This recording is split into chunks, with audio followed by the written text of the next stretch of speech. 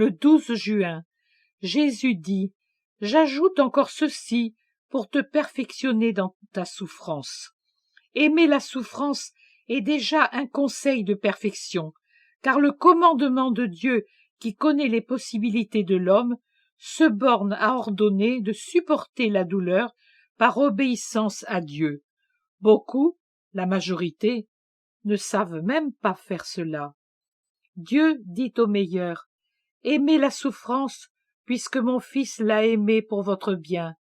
Faites-en de même pour le bien de vos frères. » Mais, parmi ces meilleurs, que sont les chrétiens fidèles, convaincus, généreux, aimants, il y a une catégorie élue.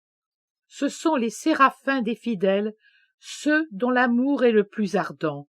L'amour dont ils brûlent leur fait aimer ce qu'il y a de plus difficile, à telle enseigne qu'ils ne se bornent pas à aimer la souffrance qui les afflige avec la permission de Dieu, mais qu'ils la demandent et disent: « Me voici, Père, je suis ici pour te demander le même calice que celui que tu as donné à ton Fils, et pour le même motif. » Ils deviennent ainsi les victimes. C'est à ces dernières que j'adresse, par toi, qui en es une, ce conseil de perfection. Lorsque la douleur est atroce, mais brève, elle est plus facile à accomplir. Mais il est fort difficile de tenir bon pour mener à bien sa mission de victime lorsque sa cruauté mordante se prolonge tant et plus, et lorsque, tel un arbre florissant, elle s'orne de branches toujours nouvelles, et qu'elle accueille d'autres proliférations sur son tronc.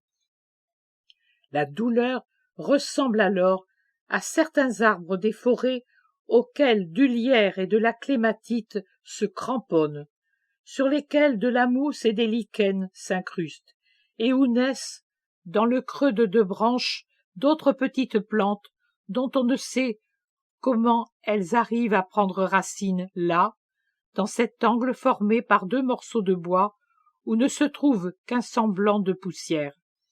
Elles poussent néanmoins et deviennent de vrais arbustes, et l'homme admire avec stupéfaction cette œuvre des vents et ce phénomène d'adoption végétale.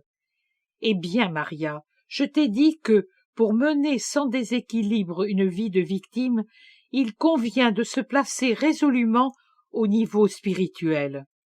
Voir, penser, agir, tout faire comme si l'on agissait dans les royaumes de l'esprit, c'est-à-dire dans une éternité qui dit toujours « maintenant ». Quel regard portez-vous sur les réalités charnelles, vous qui vivez pour l'esprit? Qu'avez-vous demandé à Dieu? De faire de vous des créatures spirituelles. Or, ces créatures spirituelles, semblables à Dieu, en quel temps vivent-elles? Dans celui de Dieu. Et quel est le temps de Dieu? Un éternel présent, un éternel maintenant.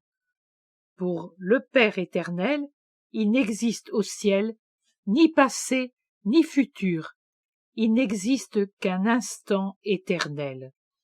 Dieu ne connaît ni naissance, ni mort, ni aurore, ni crépuscule, ni commencement, ni fin. Les anges, qui sont spirituels comme lui, ne connaissent qu'un seul jour. Ce jour a commencé à l'instant de leur création et n'aura pas de fin. Les saints, à partir du moment où ils naissent au ciel, possèdent ce temps immuable du ciel qui ne passe pas et qui est immobile dans son éclat de diamant enflammé par Dieu, dans les airs du monde qui tournent autour de sa fixité immuable, comme les planètes autour du soleil. Celles-ci se forment et se dissolvent, règnent et se désagrègent, alors qu'il est, lui, toujours le même et le sera toujours. Pour combien de temps? Pour toujours. Réfléchis, Maria. Si tu pouvais compter tous les grains de sable dans les mers du globe entier, au fond et sur les rives des lacs, des étangs, des fleuves, torrents et ruisseaux, et que tu me disais « change-les en autant de jours », tu aurais encore une limite à ce nombre de jours.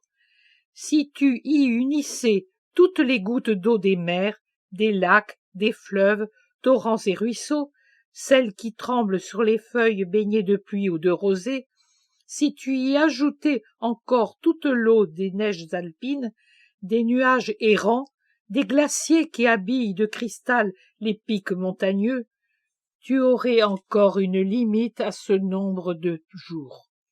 Tu pourrais bien joindre à cela toutes les molécules qui forment les planètes, les étoiles et les nébuleuses, tout ce qui vole dans le firmament et l'emplit de musique que seuls les anges entendent.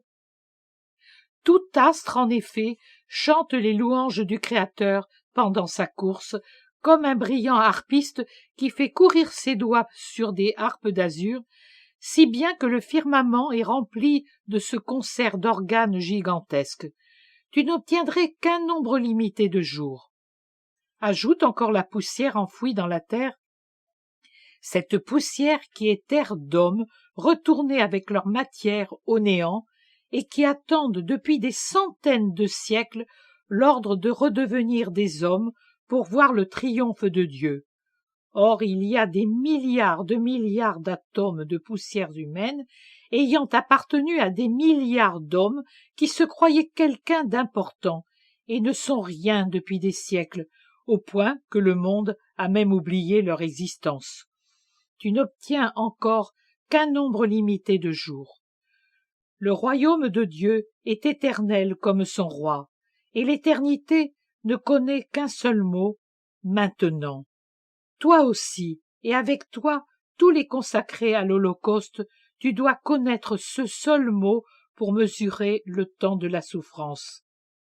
Maintenant. Depuis quand souffres-tu? Depuis maintenant. Quand cessera-t-il? Maintenant. Le présent. Pour les créatures spirituelles, il n'existe que ce qui est de Dieu, même le temps. Apprenez, avant que le moment ne soit venu, à calculer le temps comme vous le posséderez au paradis. Maintenant. Oh, qu'il est béni ce temps qui est immuable possession, immuable contemplation de Dieu, immuable joie. La vie est un battement de cils. Le temps de la terre a la durée d'un soupir. Mais mon ciel est éternel. Voilà ce que doit être l'accord qui donne le là à votre chant de créature martyre et bienheureuse. On peut lire dans la vie de ma martyre Cécile. Cécile chantait en son cœur. Vous aussi, chantez dans votre cœur. Chantez le maintenant. De Dieu m'attend. Je suis déjà enveloppé par le tourbillon de ce maintenant éternel, et ce tourbillon m'approche toujours plus du centre de sa perfection. Je vois tomber cette poussière dont chaque atome est un jour et chaque grain un mois. Je la vois tomber, chassée par le souffle de ce tourbillon qui m'aspire vers Dieu, et c'est l'amour de Dieu qui veut me donner son temps. Il veut me donner son éternel présent. En lui, à chaque seconde du temps terrestre, correspond la réception en moi de la béatitude d'avoir Dieu Père, Dieu Fils, Dieu Esprit Saint, en une étreinte toujours renouvelée, toujours désirée, toujours voulue, sans lassitude, riche de splendeurs toujours nouvelles, de saveurs toujours nouvelles, d'amour toujours nouveau, et je nais à chacune de ces nouvelles arrivées comme au premier instant où j'ai joui de ce Dieu un et trine, mon unique amour. À chacune de ces nouvelles arrivées, j'atteins la perfection de la vie, puis je renais à ma joie de bienheureuse pour l'aimer encore, et en être aimée encore et encore, rien de plus, car là, au paradis, tout a atteint la perfection et n'est pas susceptible d'accroissement ou de diminution. Il n'y a qu'une joie, toujours égale et fraîche. ma joie de bienheureuse qui étreint Dieu, et la sienne, celle Dieu, qui peut répandre son amour, son essence, sur un être qu'il a créé par amour, pour en recevoir de l'amour, et pour lui donner de l'amour, lui en donner encore. Que le regard que tu portes sur ta souffrance soit celui-ci, ma petite épouse, et sa durée te paraîtra moins que rien. À la fin, je suis là, moi. Que ma paix soit toujours avec toi.